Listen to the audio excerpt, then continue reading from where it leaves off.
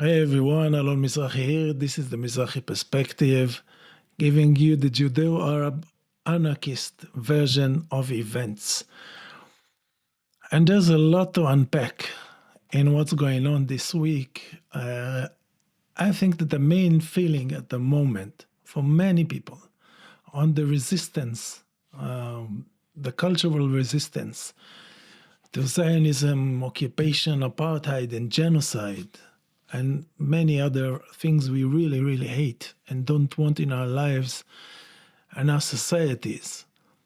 I think that the main feeling at the moment is a feeling of bewilderment, of confusion.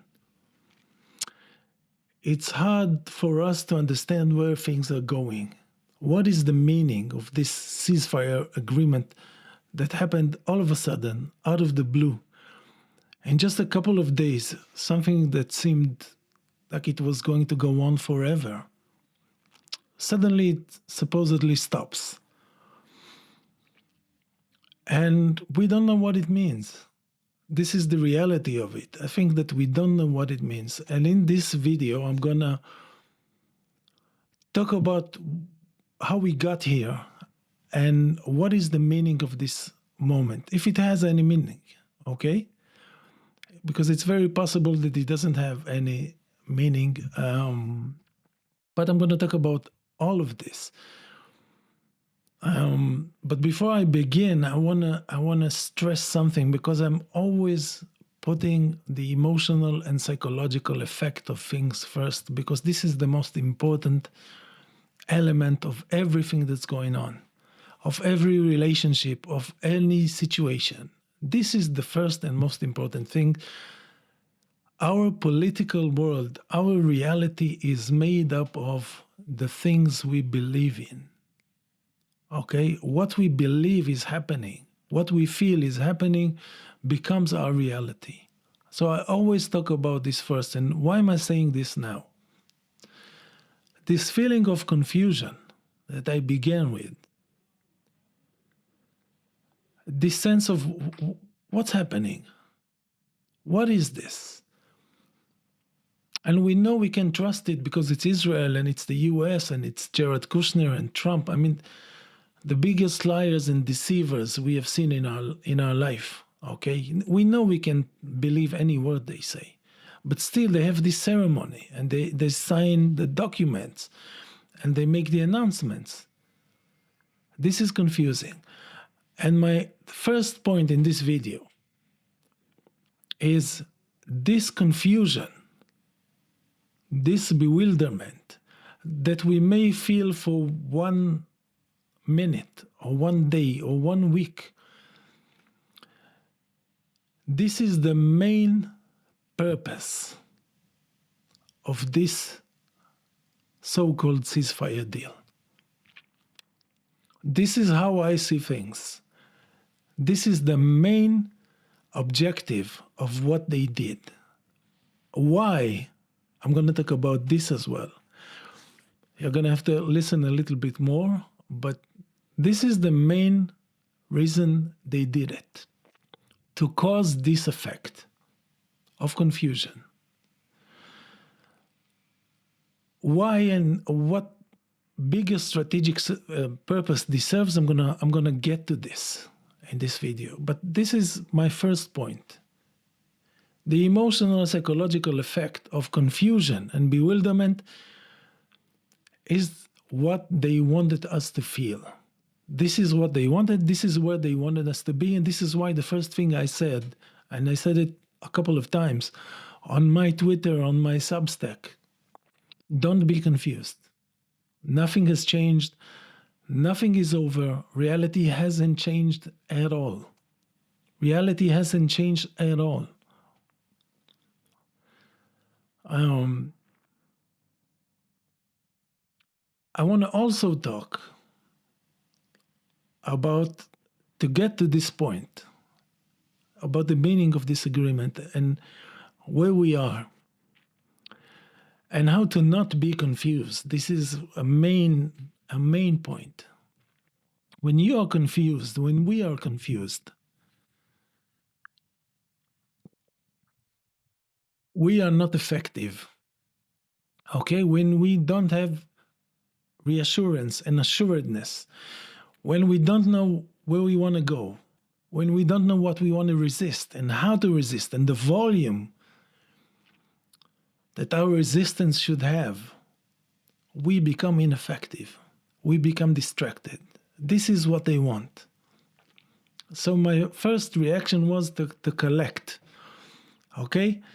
They want to disperse, we need to collect and remain focused. I repeated this message many times during this genocide, during this Holocaust. The psychological warfare aspect of things is maybe the most important thing. This is their mightiest weapon. They cannot invade countries. They cannot occupy China or Russia. They cannot even defeat Yemen, okay? They cannot defeat Hamas. They cannot defeat Hezbollah. They can defeat us.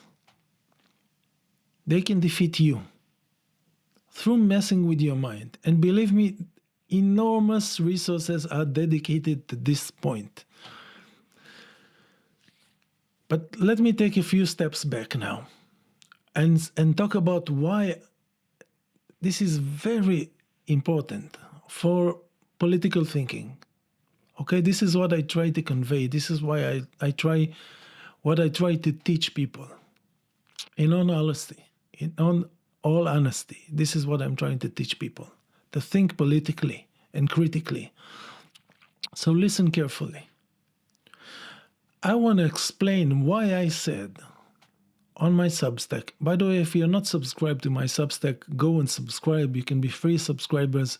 Get my text. Okay, they're important. The link is in the YouTube description, and you can find it in my profile and everywhere. And my ex, you're probably following already. I want to explain why I said that Hamas agreeing to this arrangement or even negotiating with Israel is a catastrophic mistake. And I don't want to say failure. It's a failure of judgment, in my opinion. I'm going to explain exactly why. And I'm not saying this to diss Hamas or because I'm suddenly a Zionist and I think Hamas is no good and they are bad people. What these men have suffered in not only throughout this genocide, but in the past 30 or 40 years, okay? The pressure they have been under, the threat, the every kind of torment and torture and persecution and intimidation that we can imagine, they have been through. They have lost so many people. So when I'm criticizing Hamas decisions, this is not a disrespect to Hamas. This is in order for us to have a very clear picture of what's going on and where we want to get. Where we want to get. If we don't know where we want to get, there's no chance we're going to get there. So why did I say what Hamas negotiating with Israel and the US is already a big catastrophic mistake on the scale of the Oslo Accords? I want to go back to October 7. What happened on October 7? What happened on October 7 politically? This is all I care about. This is the most important stuff always. And I'm going to talk about this in my next videos as well. If we don't learn to think politically and to pursue political objectives, we are not going to get anywhere. We are not going to get anywhere. So what happened on October 7? Politically, okay? You can define this as terrorism, you can define this as resistance, it doesn't matter to me. I'm not going to talk about this now. Just a second. What happened politically on October 7? The conventional thinking, okay? The concept that Israel was trying to perpetuate, according to which Israel is the owner and lord and master of the Palestinians, of Gaza. That idea was challenged violently. The philosophy, the Zionist philosophy, the Israeli philosophy, which is central, fundamental to Israel's existence, according to which Israel and only Israel decides what's going to happen with Palestinians. And whatever he decides to do, there will be no consequences. This is Israel. What I just described, this is Israel. This is what Israel is about. It's not about a Jewish state and all this nonsense. Israel is about what it does to Palestinians and what price it pays for doing that. This is all Israel is. This is it.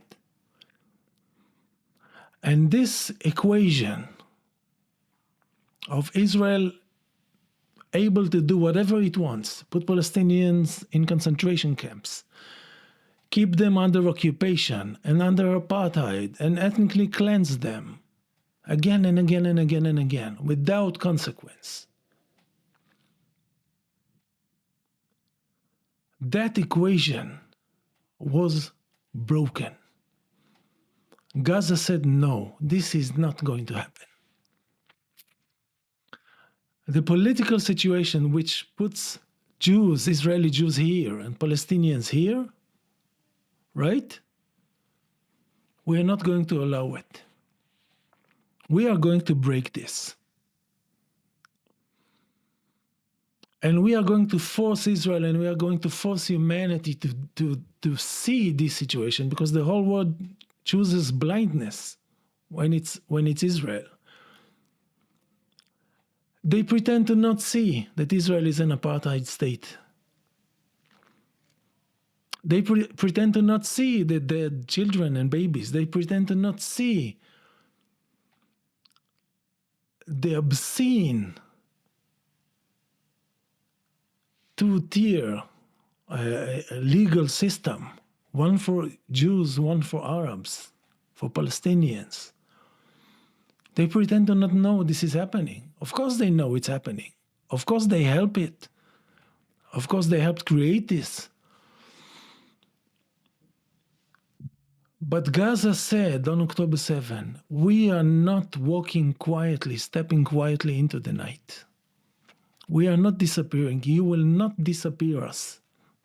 You will not perpetuate this situation of subjugation and domination and control and enslavement and slow extermination of Gaza and Palestine.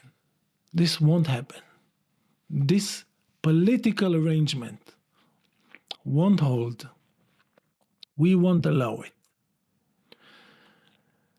And because this philosophy is so fundamental to what Israel is and to what Zionism is, this shook Israel to the core, because this is its core. If Israel is not allowed to treat Palestinians as subhuman,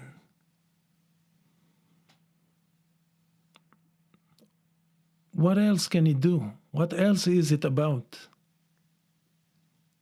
What else is Israel about, if not about subjugating and destroying Palestinian communities? And forcing this disgusting notion that there are no Palestinians, there's no Palestinian people, and they have no history in Palestine, and there's no... if they're not doing this, then what are they? What is Israel except this? Because this was challenged so powerfully, so convincingly on October 7, Israel was shaken to the core. because it realized this equation and this philosophy was now facing an actual major challenge. And they were afraid this is going to spread. If Palestinians could make themselves present in the global conversation which sought to sideline them and ignore them, if they can make this happen, maybe other people will contract this disease as well. This is going to spell big trouble for Israel.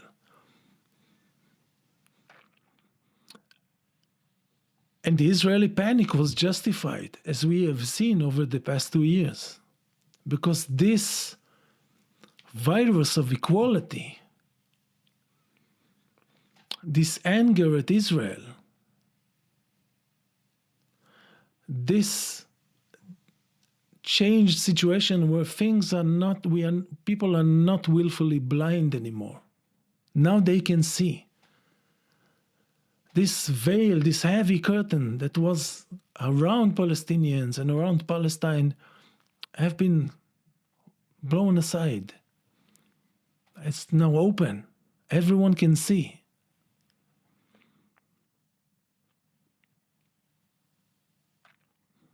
And more people regained their visual capabilities, their political vision, to see Palestinians as human beings who are being subjugated and destroyed by the Jewish state.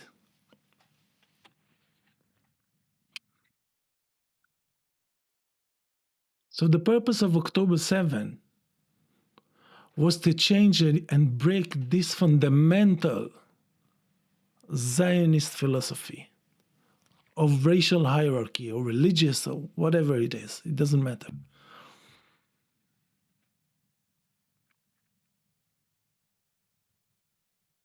And this brings me to why I believe that what Hamas made is a terrible mistake. It's not the end of the story, by the way. Don't get me wrong. I'm going to talk about this also. Because the struggle for Palestine cannot be on Palestinians. Palestinians are not responsible for freeing humanity from Zionism.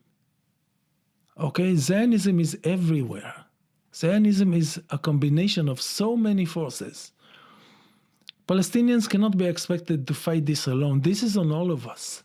This is on all of us.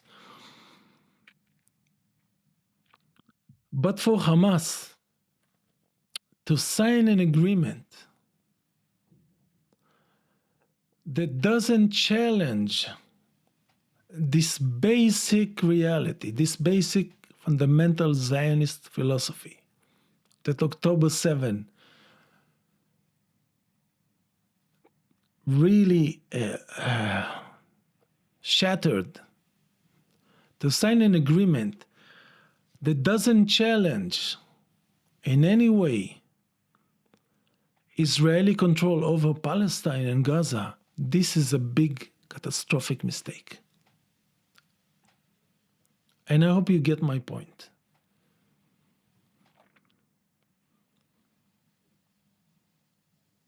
And on my Substack, I developed this further, and I explained why over the past 2 years, or how Palestine was able to make Palestine an international political cause and bring so many people in who feel stakeholders in Palestine, and we all are. We all are. Signing an agreement that again locks in the fate of Palestine at the hands of Israel and its puppet, the Trump administration and the US. I see this as a big catastrophic mistake, and I'm saying this again, not as a disrespect to Hamas or as a dismissal of Hamas as a resistance movement. I'm saying this because this is how I see things, and I think that we should always keep the political point in mind, because this is the heart of every struggle. This is the heart of every struggle. We are not negotiating the terms of our enslavement with our masters. We are breaking the political system that perpetuates this state of enslavement. We should never be negotiating the terms of our enslavement with our masters. This is something you should never do. This is not a political struggle. This is I don't know, a capitalist or bourgeois or it's a way to make your enslavement more comfortable. This should never be what we're doing. When we are fighting oligarchs and billionaires, it is not for them to pay us a little more. It is because we want a different system where they have less power and we have more power. Understand this. This is the most important thing of any political struggle. We are not seeking to make the situation slightly more palatable. This is what they offer us. This is what they always offer us. To calm us down. Okay? Instead of you being able to only eat rice, we'll offer you vegetables twice a week. So now your enslavement is less painful. This is not what we are after. What we are after is having authority and control and power on how things are handled and judged and divided. We are after power. We are after power. This is what we want to take from them and have ourselves. And in any context, feminism is not about men allowing women to do more, to go get out of the house and go get a job. This is not what feminism is about. Feminism is about women having equal political power as men. Same thing with any other struggle. So the Palestinian struggle is not Israel allowing the Palestinians 2 months without carnage on an industrial scale. The Palestinian struggle is about Israel having no power over Palestine. No power, because Jews did not inherit from God or any other, whatever, fantasy, the power to determine how Palestinians should live their lives, or if they should live or die, or where they should be able to go, or where they should not be able to go. This is what we are challenging. This is the Palestinian struggle. And of course we care about the children and we want to stop the carnage. But if we don't change how power is handled, how power is held, how power is managed, who has the power, we have done nothing, and we will save no children. We will save no one. Israel may not kill them today, because listen, Israel is now committed to a ceasefire. But if in 2 hours Israel decides to break the ceasefire, who's going to stop it? Who's going to stop it? What is the mechanism? What is the punishment? Who has the power to stop Israel? The answer is no one. The US is not going to stop them. Turkey and Qatar are not going to stop Israel.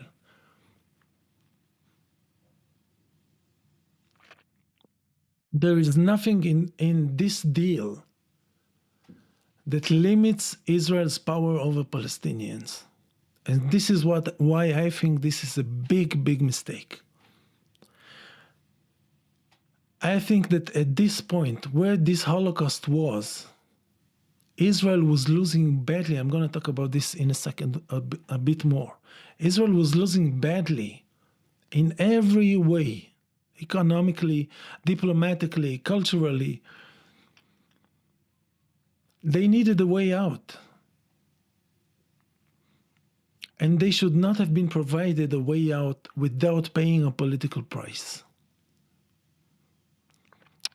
As I said, this is not the end of the Palestinian story, and this can't be only on the Palestinians. The Palestinians cannot fight against the international capitalist system, which is their oppressor, wearing an Israeli mask. The Palestinians cannot fight all of Wall Street. They cannot fight international banking, the Western military-industrial complex. They cannot fight the CIA and MI5 and MI6 and all of them. They can't do it alone. This is an international conspiracy involving millions of soldiers and agents and billionaires and companies and corporations, and Palestine cannot fight this alone. Palestine has to have our help, and this is why we must not be confused right now. This is the most important thing. We must not be confused because the struggle goes on. Palestine is not free. This is what I want everyone to get to their head. Nothing has changed. Politically, nothing has changed. This is what this whole video is about. We cannot rest, and we cannot reframe, and we cannot pause, okay? And we cannot allow our fire to diminish as long as Palestine is not free, as long as Israel power. There's only power matters, not words, not agreements. Only when Israel doesn't have the power anymore to subjugate and destroy and kill and cleanse Palestinians, will we be able to take a rest, but not before that. And in this regard, nothing has changed. Nothing has changed. What we have seen in the past couple of days is a pile of nothing. This is just spectacle. Nothing happened. You were conned. Okay? This is a con. This is a performance, a circus. Nothing happened. Israel and the US fooled. I don't know even if fooled is even the right word, because Turkey and Qatar are their little bitches and partners and slaves. And all of them together managed to coerce Hamas and coerce Palestine into accepting this deal of humiliation.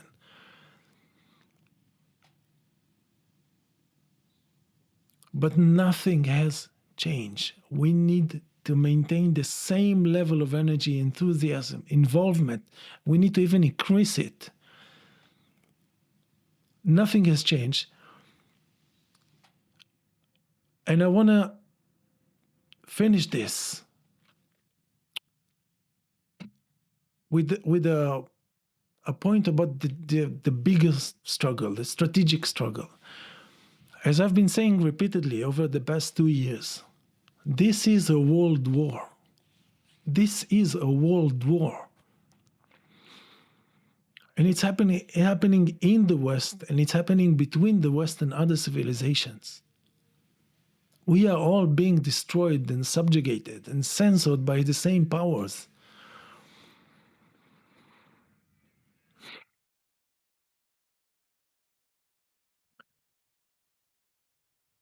The bankers and capitalists and oligarchs and corporations and secret agencies and secret societies and all this pile of crap, this bunch of sadists and vampires, okay, who want to own everything and everyone and control everything and own every thought, every emotion, every second, and record everything and analyze it. I'm going to talk about this in my AI video, which is next. They are the ones trying to destroy Palestine. They are one with Zionism. It is one power. They haven't changed their plans. What happened was, because Palestine is one front, okay?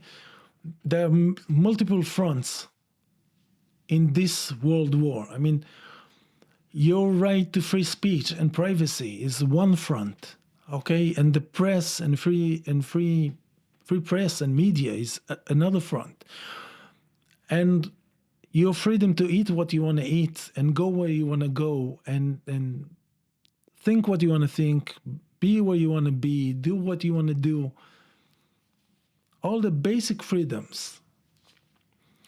Your ability to demand accountability from your government, okay? Your ability to even know who your government is or what your government is. You don't know. If you want to tell me that this idiot Starmer is the one handling UK affairs, are you kidding me?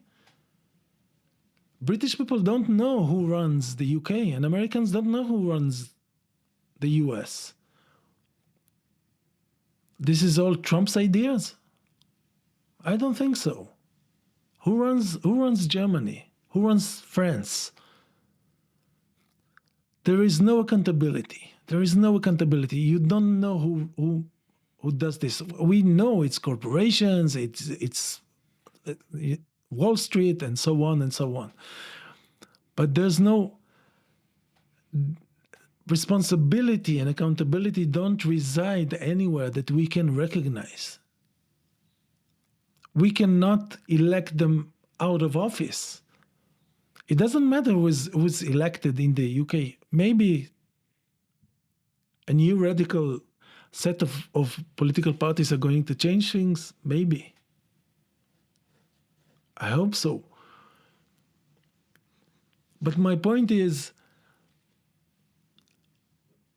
this concentration of powers, of economic, and they have certain religious, psychotic religious beliefs, that is all Judeo-Christian idiocy, okay? And Peter Thiel with his Antichrist and all this garbage for kindergarten children, not very bright kindergarten children.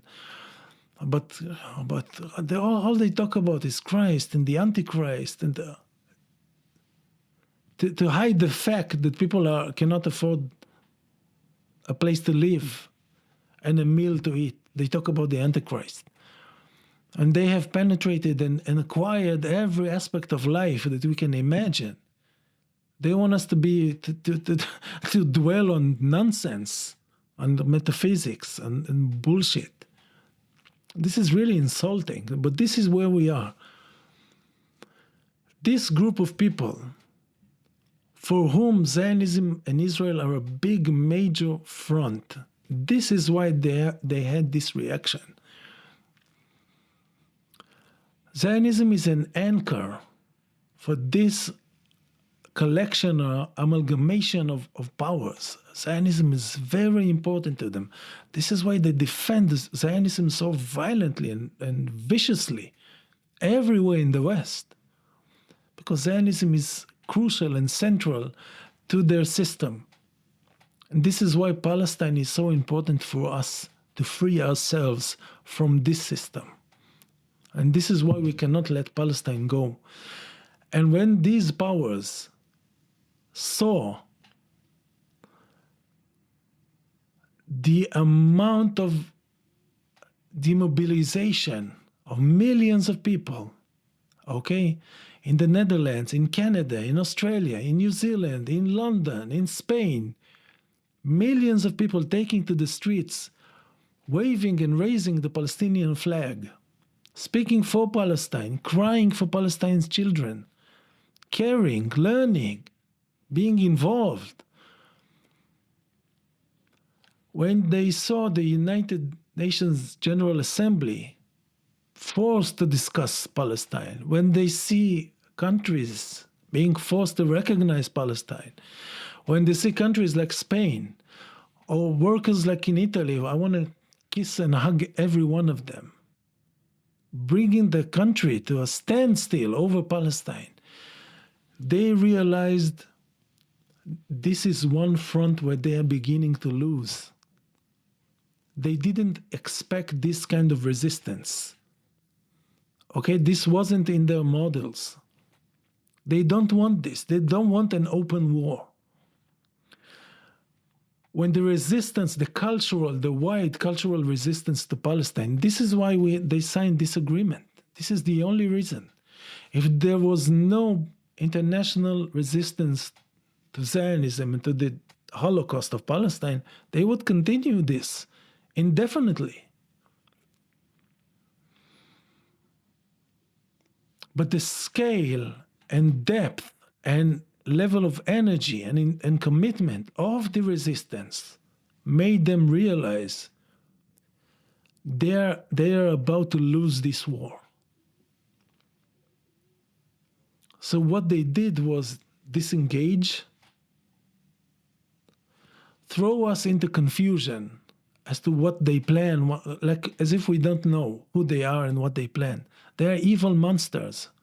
They are baby murderers. This is what they are.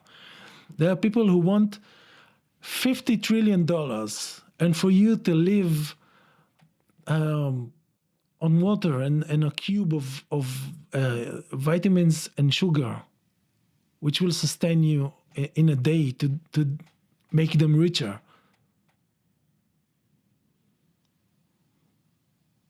This is who these people are. We know this. And they realized trying to destroy and Holocaust Gaza has become dangerous for their system, dangerous for Israel and dangerous for their system. So what they did, they disengage, throw us into confusion, and regroup.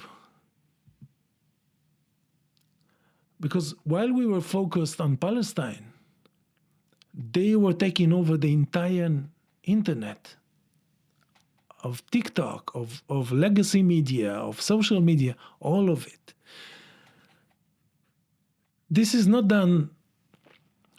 about history. This is facing the future. They are trying to tighten their grip and make sure that their next strike, their next offensive against humanity, and it could be in Palestine, and it also could be somewhere else. It could be a different front. They are going to try and look for ways to make sure that they don't face the same resistance as they did in the last 2 years. This is why they pause now. They need to regroup, they need to think and develop new methods of control, of coercion, of censorship, of intimidation, of denial of rights,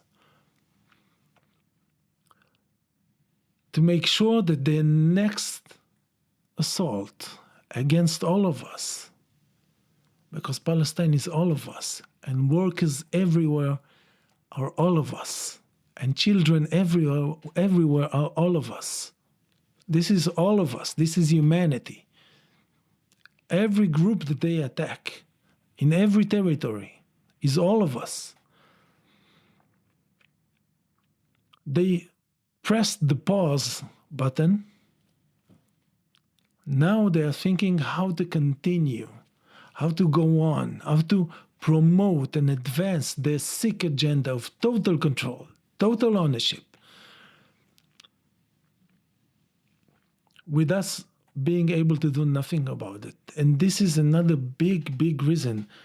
This ceasefire, this fake ceasefire, which won't hold, should make us more alert and more cautious and more afraid. We need to be afraid. We need to be afraid of these people and what they plan for us. Because what they plan for us is a major fuckery.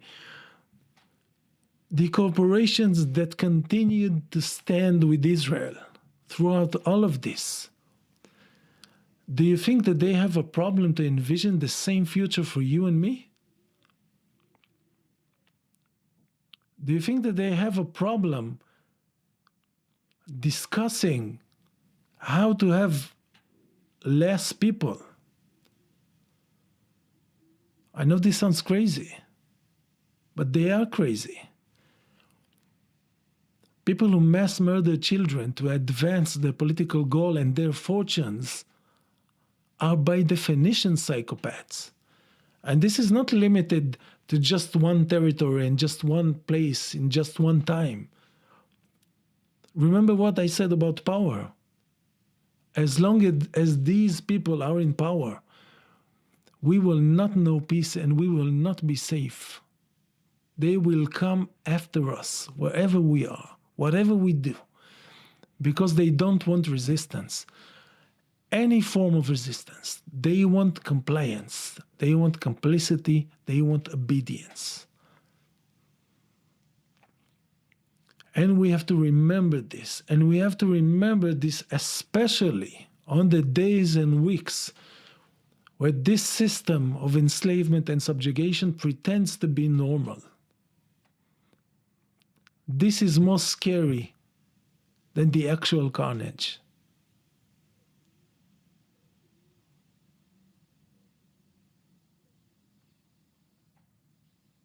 The way that they have reacted to Palestine, the enormous efforts they made to censor and silence Palestine, to bury Palestine, to bury us, to shadow ban and keep us away and keep us distracted.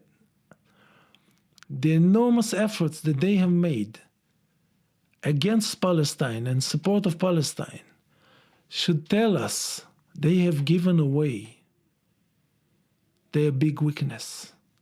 Palestine is the weak link in this system. This is why we have to keep pressing it. This is our key to freedom. Palestine is.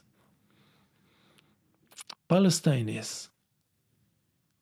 When we say free Palestine, we also say, let's put an end to vicious, brutal, monstrous capitalism.